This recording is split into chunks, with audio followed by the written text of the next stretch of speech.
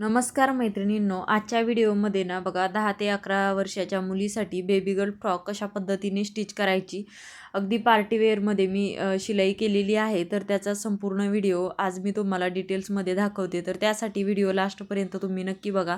त्यासाठी ना बघा मी 4 मीटर जे आहे तर ते सॅटन तशा पद्धतीचे न्यू फॅब्रिक आलेलं आहे बघा.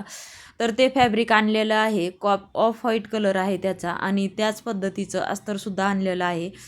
या पद्धतीने अस्तर आहे तर ते मी 2 मीटर आणलेलं आहे आणि मेन फॅब्रिक 4 मीटर आणलेलं आहे.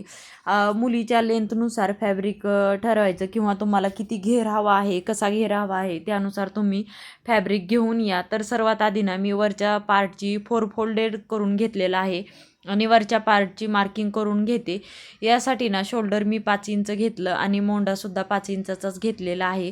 पुढे छातीचा चौथा भाग म्हणजे छाती 26ची होती तर त्याचा चौथा भाग टाकला. पुढे 2 इंच सिलाई मार्जिन.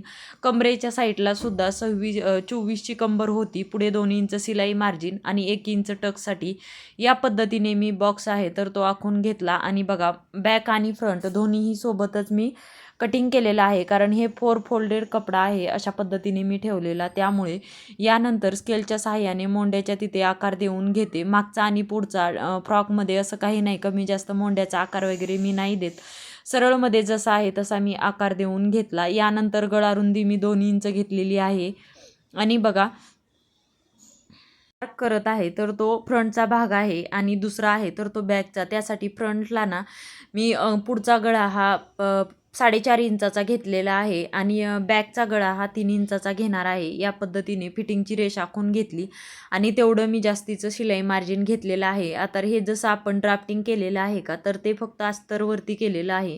ते आता आपण कटिंग करून घ्यायचं व्यवस्थित जसं आहे, कारण हे क्रेपचं अस्तर आहे. क्रेपचं अस्तर असल्यामुळे खूप जास्त असं सटकलं जातं, त्यामुळे व्यवस्थित आपल्या हाताचा दाब राहू द्यायचा. व्यवस्थित बघा मी कटिंग करून घेतलं. यानंतर दोन्हीही पार्ट वेगवेगळे करून घ्यायचे आणि मागचा आणि पुढचा जसा आहे तशा पद्धतीने याची मी कटिंग करून घेते. एक पार्ट बाजूला काढून ठेवला. आधी पुढचा जो गळा आहे समोरील तर त्याची कटिंग करून घेते. यानंतर बॅक साईडला ना 3 इंचच घेणार आहे. तुम्ही ना कमी जास्त घेऊ शकता. जर मी बॅक साईडला झिप बसवणार आहे, चेन लावणार आहे, त्यामुळे मी कमीच अंतर घेतलेलं आहे. जर तुम्हाला चेन टाकायची नसेल का तर जास्त घेतलं तरी चालेल. मग त्यामुळे काय होतं, चेन टाकणं हे कंपल्सरी किंवा खालच्या साईडला छोटासा 2-3 इंचापर्यंत कट देऊन एखादं बटन बसवायचं ते सुद्धा चालतं. परंतु हे करावंच लागतं, नाहीतर नंतर फ्रॉक वगैरे डोक्यातून जात नाहीत मुलींच्या. त्यासाठी यानंतर बघा हे मी व्यवस्थित मेन फॅब्रिक घेतलं ते आहे तर ते हे डबल फोल्डेड या पद्धतीने ठेवून घ्यायचं. कारण ना जास्त फॅब्रिकला असे जास्त चुरगळल्यासारखं दिसतंय बघा. मी म्हटलं पूर्ण ड्रेस स्टिच झाला ना नंतरच मी प्रेस करणार होते, कारण ना ह्या फॅब्रिकवरती इस्त्री कशा पद्धतीने ही करेल ना त्याची मला जास्त भीती वाटत होती. त्यामुळे मी इस्त्री करून घेतलाच नाही हे फॅब्रिक. या पद्धतीने बघा कटिंग करून घेतलं. म्हणजे ह्याचे दोन्ही पार्ट आहे तर ते व्यवस्थित तयार झालेले आहे. तर फ्रंट आणि बॅक आणि फॅब्रिकचे जे आहेत ते 2 पार्ट आहेत. या पद्धतीने वरच्या पार्टचं आपलं कटिंग झालं तर ते आता मी बाजूला ठेवून घेते. याआधी ना तुम्हाला बघा जे क्रेपचं आता राहिलेलं अस्तर आहे का, अर्धा मीटरमध्ये वरचा पार्ट आपला तयार झाला. आता फक्त खाली दीड मीटर राहिलेला आहे. त्यासाठी बघा या पद्धतीने क्रॉसमध्ये हे कपडा जो आहे तर तो ठेवून घ्यायचा व्यवस्थित जसा ॲडजस्ट होतो त्या पद्धतीने. आणि बघा कमरेचा चौथा भाग प्लस अर्धा इंच शिलाई मार्जिन या पद्धतीने तुम्ही इथे क्रॉसमध्ये लाईन आखून घ्यायची. यानंतर वरच्या बाजूने ना गोलमध्ये त्याला आकार देऊन घ्यायचा, जेणेकरून परफेक्ट आकार येतो. आधी एका साईडने वरून उंची मोजून घ्यायची आणि त्याच उंचीनुसार पुढे गोलमध्ये मार्किंग करून घ्यायचं. तर बघा टोटल फ्रॉकची उंची ना 45 इंच होती आणि त्यातील वरच्या पार्टची उंची 13 इंच, म्हणजे खाली 32 इंच राहत असल्यामुळे ना मग मी काय केलेलं आहे, जेवढं आपलं 32 इंचामधनं परत मी 2 इंच मायनस केलं. त्यामुळे काय केलं, 30 इंचावरतीच मी मार्किंग करून घेतलं आणि 1 इंच परत शिलाई मार्जिन म्हणजे असं 31 इंचावरती मी मार्किंग करून घेतलेलं आहे. अस्तरच्या मार्किंगला ना नेहमी 2 इंच मायनस करायचं फ्रॉकमधून. मेन फॅब्रिकपेक्षा 2 ते 2.5 इंच 3 इंच मायनस करायचं, खूप जास्त पण नाही मायनस करायचं. अशा पद्धतीने ना मी व्यवस्थित गोलमध्ये आखून घेतलं. यानंतर हे जे आखलेलं आहे तर ते कटिंग करायचं. एका बाजूला खालच्या साईडला जॉईंट येत आहे बघा. 2 भाग आपले व्यवस्थित भेटले, पण खालच्या साईडला मी जॉईंट देणार आहे. तर हाच कपडा जो आहे अशा पद्धतीने ठेवून गोल आकार येण्यासाठी या पद्धतीने मी जॉईंट देऊन घेणार आहे. नंतर आता सध्या फक्त मी मार्किंग करून ना याला कटिंग करून घ्यायचं या पद्धतीने बघा.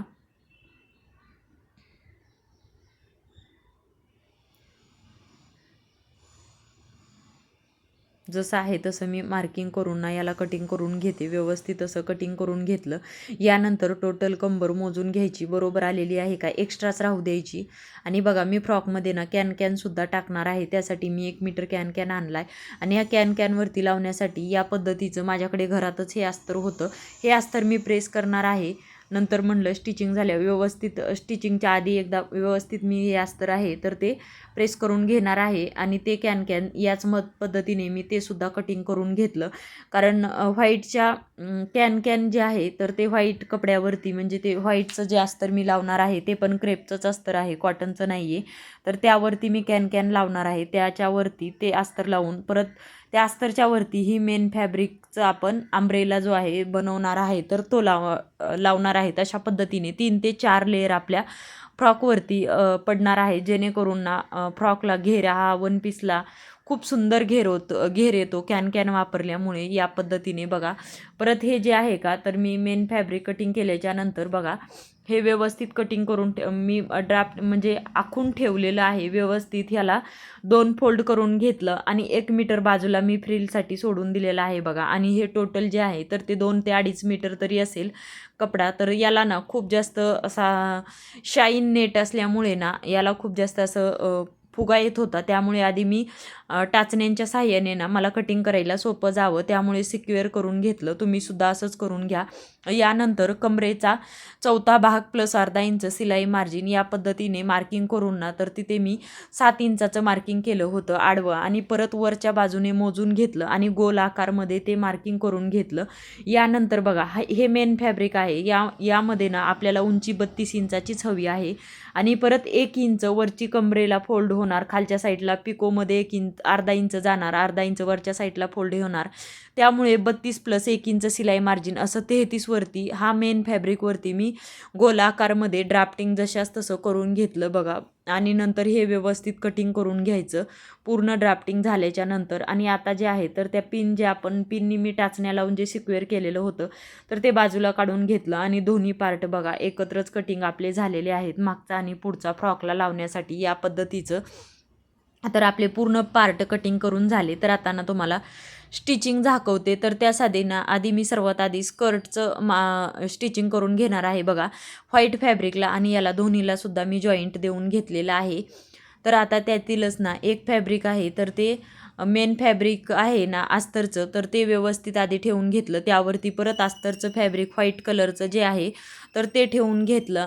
हे दोन्ही अंब्रेलाचे पार्ट मी एक सोबत आता व्यवस्थित याला ना जोडून घेणार आहे आणि स्टिचिंग करणार आहे बघा. टोटल 14 इंच म्हणजे 28ची जवळजवळ कंबर जात आहे. त्यामुळे मी अशा पद्धतीने 13.5 मला कंबर तयार करायची आहे. त्या पद्धतीने मी तिथे अंब्रेला जर मोठा झाला ना तर अशा पद्धतीने छोट्या प्लेट्स देऊन ना चून देऊन घ्यायची. आणि बघा हे दोन्ही अस्तरचे पार्ट आहेत तर ते मी एकाला एक जोडून घेणार आहे. आणि हे दोन्ही पार्ट जोडल्याच्या नंतर मग आपण याच्यावरनं ना व्यवस्थित जोडून घेतले की मग याच्यावरून मेन फॅब्रिकचा एक पार्ट घ्यायचा. अंब्रेलाची एकच बाजू आहे बघा ही लक्षात घ्या. तर तो परत यावरती ठेवून घ्यायचा. व्यवस्थित ठेवून ना याचे एक सोबत जॉईंट होतात तर याचे पार्ट ना दोन्ही वेगवेगळे मी जोडून घेऊन अशा पद्धतीने बघा हे सुद्धा जोडून घेतलेलं आहे. आणि या पद्धतीने दोन्ही साईडचे पार्ट जे आहे तर ते मी व्यवस्थित तयार करून घेतले. या पद्धतीने तयार झालेले आहेत बघू शकता. म्हणजे 3 लेअरमध्ये अस्तर आपलं झालेले आहे. 2 अस्तरचे पार्ट आणि एक मेन फॅब्रिक अशा पद्धतीने हे पूर्ण स्टिचिंग झालं. यानंतर ना एक पार्ट बरोबर ठेवला त्यावरती दुसरा पार्ट आहे तर तो सुद्धा बरोबर ठेवला. आणि कमरेच्या साईडला एक कच्ची शिलाई मी देऊन घेणार आहे. नंतर ही शिलाई मी उसवणार आहे बघा व्यवस्थित. आधी खालच्या साईडलाच आपण याला व्यवस्थित कच्च्या शिलाईने सिक्युअर करून घ्यायचं या पद्धतीने बघू शकता. आणि एक व्यवस्थित याला ना नंतर आपल्याला मला खालच्या साईडला ना टिप टाकायची आहे. म्हणजेच फिटिंगसाठीच आपण डायरेक्ट स्कर्टला खालच्या बाजूला टिप टाकून घेणार आहे. त्यासाठी आधी मी एक कच्ची शिलाईची टिप आहे का तर ती टाकून घेणार आहे. आणि यानंतर बघा खालच्या साईडला कमरेचा फक्त मेन पार्टचे जे 2 पार्ट आहेत तर ते खालच्या साईडला फोल्ड करून घ्यायचे, कारण ते एक सोबत फिटिंग करायची नाही. ते 2 मेन पार्ट आहे तर ते आत सोडून द्यायचे आणि जे अस्तरचे 4 पार्ट म्हणजे दोन्ही साईडचे 2-2 पार्ट जे आहेत तर ते 4ही पार्ट व्यवस्थित एकावरती एक पकडून या पद्धतीने बघा टीप टाकून घ्यायची. व्यवस्थित असे एकावरती एक हे 4ही पार्ट ठेवून घ्यायचे आणि लास्टपर्यंत या पद्धतीने दोन्ही साईडला मी टीप टाकून घेणार आहे. याच पद्धतीने बघा व्हाईट फॅब्रिक थोडंसं उंचीमध्ये कमी होतं, त्यानंतर मेन फॅब्रिक घ्यायचं, ते व्यवस्थित बघा अशा पद्धतीने ठेवून घ्यायचं. इथे ना टीप आहे ती लॉक करून घ्यायची आणि परत जे दोन्ही पार्ट आहेत मेन फॅब्रिकचे हे दोन्ही पार्ट एकसोबत जोडायचे. ते सर्व पार्ट एकसोबत जोडल्याने ना काय होतं, असं फ्रॉकमध्ये आपल्याला कम्फर्टेबल वाटत नाही, असं दाटल्यासारखं होतं. आणि कसं होतं मेन फॅब्रिकचा घेर हा जास्त असतो, अस्तरचा त्या मानाने घेर हा कमी असतो, त्यामुळे वरच्या पार्टचा घेर असा मोकळा सोडला की व्यवस्थित आणि छान दिसतो. दुसऱ्या साईडला सुद्धा याच पद्धतीने मी टीप टाकून घेणार आहे.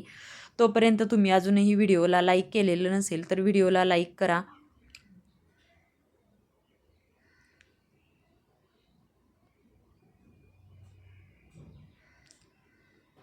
या पद्धतीने बघा दुसऱ्या साईडला सुद्धा मी असंच जोडून घेणार आहे. खूप जास्त कपडा ना सटकत असल्यामुळे शिवताना थोडासा त्रास झाला, परंतु माझे 3 दिवस गेले होते हा ड्रेस शिवत असताना.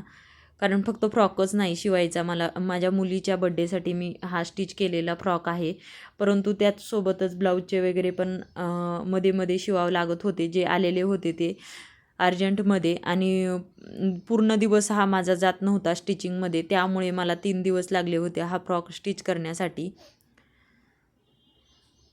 तर बघा जसं आहे तशा पद्धतीने मी लास्टपर्यंत मेनसुद्धा फॅब्रिक जोडून घेऊन पूर्ण आपला स्कर्ट अशा पद्धतीने मी तयार करून घेतलं. खालचा पार्ट आहे घेरचा तो पूर्ण तयार झालेला आहे, बघू शकता. बरोबर बाजूने मी तुम्हाला दाखवते. आणि आता जी ही कच्ची शिलाई मी टाकली होती का तर ती मी आता उसवून काढणार आहे.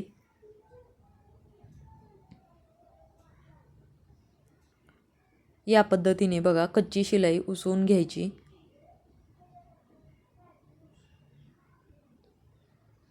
आणि पूर्ण हा घेर जो पूर्ण आहे का कमरेचा पूर्ण घेर आहे तर तो मोजून घ्यायचा आणि त्यानुसारच आपण जी वरचा पार्ट आहे का तर त्याची फिटिंग त्यानुसारच टाकून घ्यायची. यानंतर ना पूर्ण जोडून झाल्याच्या नंतर मी कॅन लावून घेणार आहे. कॅनची उंची मोजून घ्यायची आणि बघा कॅनचे 4 फोल्ड करायचे म्हणजे व्यवस्थित बसला जातो. आणि गोल आकारामध्ये जशी उंची आहे तशा पद्धतीने मी तयार करून ना व्हाईट जे अंब्रेलाचा घेर आपण तयार केला होता त्यावरती अशा प्लेट्स देऊन व्यवस्थित सर्व बाजूंनी ना कॅन लावून घ्यायचा. बघा इथे अर्ध्यापर्यंत एक लावला म्हणजे पुढच्या पार्टला 2 पार्ट करायचे, एकच पूर्ण गोलमध्ये लावायचा नाही, जेणेकरून काय होतं माहिती कट नाही केला ना व्यवस्थित तो कॅन असा गोलमध्ये जातो आणि असा उभा राहिल्यासारखा होतो, त्यामुळे तिथं थोडासा कट द्यायचा पुढच्या बाजूला. म्हणजे 1 मीटर कॅनचे मी 4 फोल्ड केलेले आहेत आणि अर्धा फोल्ड एका बाजूला म्हणजे एका साईडला 2 फोल्ड लावले, पुढच्या घेरला 2 फोल्ड जे कटिंग केलेले आणि मागच्या बाजूला 2 अशा पद्धतीने एका कॅनचे 4 फोल्ड करून मी हा पार्ट पूर्ण रेडी करून घेतला. व्यवस्थित हा तयार करून घेतल्याच्या नंतर ना परत बघा व्यवस्थित याला परत एक खालच्या साईडने दोन्ही साईडने मी अशा पद्धतीने अस्तरचे जे पार्ट आहेत का तर त्याला फोल्ड करून घेणार आहे. परत मागच्या बाजूचा आपला कॅन लावायचा राहिला होता तर तो सुद्धा मी याच पद्धतीने लावून घेणार आहे. बघा पूर्ण कॅन लावून झाल्यावर तुम्हाला समोरच्या बाजूने मी व्यवस्थित दाखवते. बघा आधी ना या साईडने खालच्या बाजूला जे अस्तरचे पार्ट आहेत का तर त्याला सर्व खालच्या बाजूने गोलमध्ये व्यवस्थित मी कटिंग म्हणजे व्यवस्थित असं एक फोल्ड आणि परत एक फोल्ड खालच्या साईडनं फोल्ड करून टीप टाकून घ्यायची. आणि वरचा जो मेन घेर आहे का तर त्याला ना पिको करून घ्यायचा. तर बघा या पद्धतीने मी कॅन स्टिच करून खालच्या साईडचा पार्ट तयार करून घेतला. बघू शकता आपले 4 लेयर झालेले आहेत, म्हणजेच व्हाईट कलरचं जे अस्तर आहे ते एक झालं, त्यावरती एक कॅनची लेयर, यानंतर एक ह्या अस्तरची लेयर आणि परत मेन फॅब्रिकची लेयर. अशा पद्धतीने हा खालचा भाग आपला घेरदार असा पूर्ण तयार झालेला आहे. यानंतर वरच्या पार्ट स्टिचिंग करून घ्यायचा. तर बघा वरच्या पार्टसाठी दोन्ही पार्ट वेगवेगळे करून घ्यायचे आणि याचे मोंढा आणि गळा जो आहे तर तो पलटी करून घेण्यासाठी ना डायरेक्ट मोंढ्यापासून टीप घ्यायची बघा आणि शोल्डरच्या तिथे सोडून द्यायची.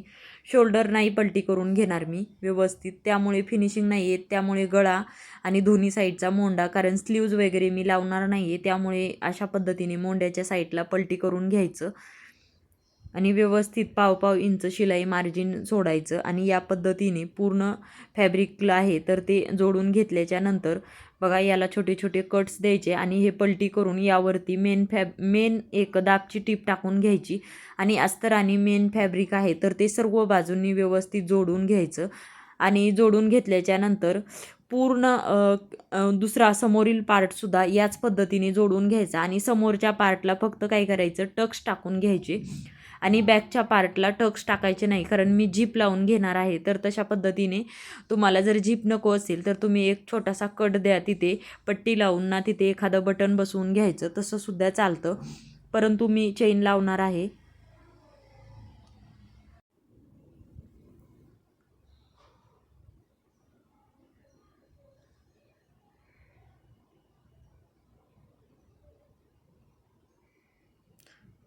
तर बघा या पद्धतीने पूर्ण सर्व बाजूंनी पार्ट आहे तो जोडून घ्यायचा व्यवस्थित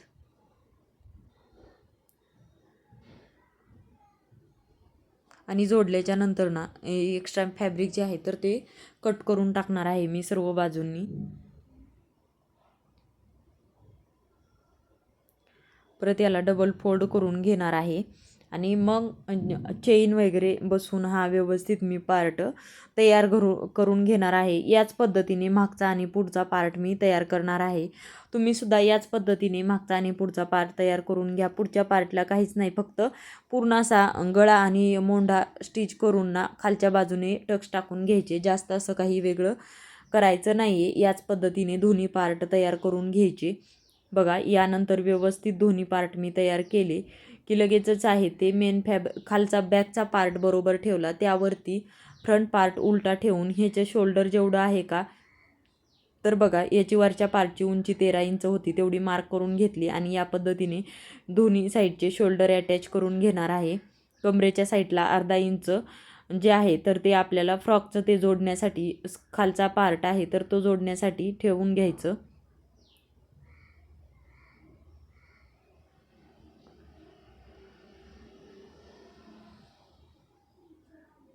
बघा एक लेवलमध्ये नंतर कटिंग करून घ्यायचं आणि शोल्डरला एक टीप कधीच टाकायची नाही, 2-2 3-3 टीप टाकून घ्यायच्या.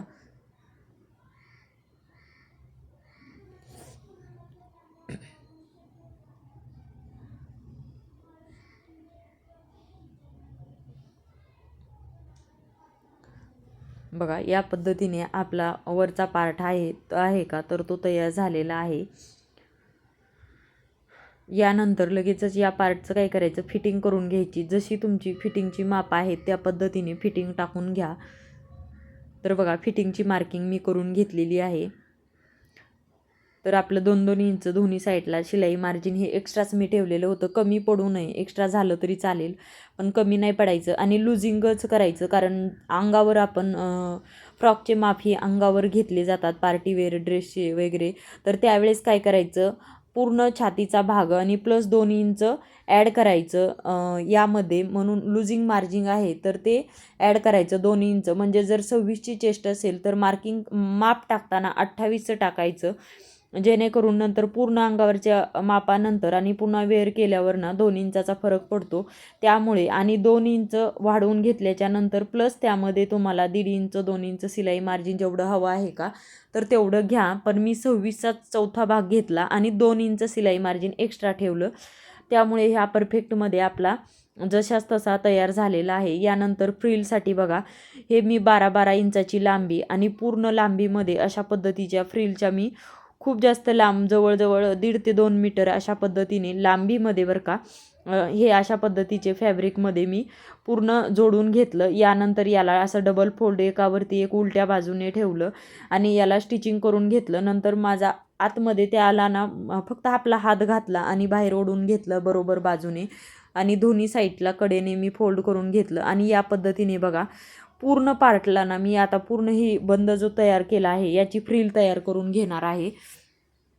याच्या सेंटरमधनं फ्रिल अशा पद्धतीने टाकायची, कारण मी वरच्या पार्टला काहीच डिझाईन नाही केलेली. तर ही फ्रिल जी आहे तर ती वरच्या पार्टला ऑफ शोल्डर अशा पद्धतीने मी बसवणार आहे. तर तीच कशी पद्धतीने ना फक्त गळ्याच्या भोवती आणि शोल्डरच्या तिथे, नंतर ते काय करायचं, जसं माप आहे त्या मापानुसार ती पट्टी जी आहे तर ती व्यवस्थित नंतर पूर्ण फ्रॉक रेडी झाल्यावर मी मुलीच्या अंगात घातल्यावर नंतर वेअर केल्याच्या नंतर मी तो जोडून घेतला होता त्या पद्धतीने मार्किंग करून अंगावर घातल्याच्या नंतर, कारण तिथे हाताच्या तिथे लूज किंवा फिट टाईट होऊ नये त्यामुळे मी तशा पद्धतीने नंतर फ्रिल जोडली होती.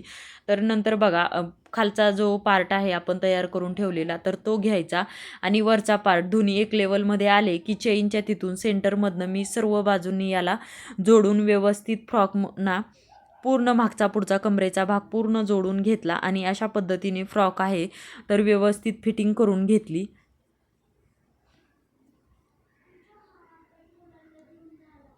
बघा व्यवस्थित अशी फिटिंग करून घेतली आणि फ्रिल नंतर वेअर केल्यावरच जोडली आणि पुढे एक ना छोटंसं मोठंसं मी फूल लावून घेतलं.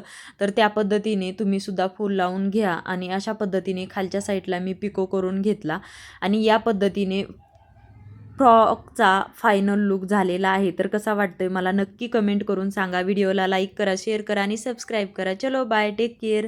धन्यवाद व्हिडिओ लास्टपर्यंत पाहिल्या.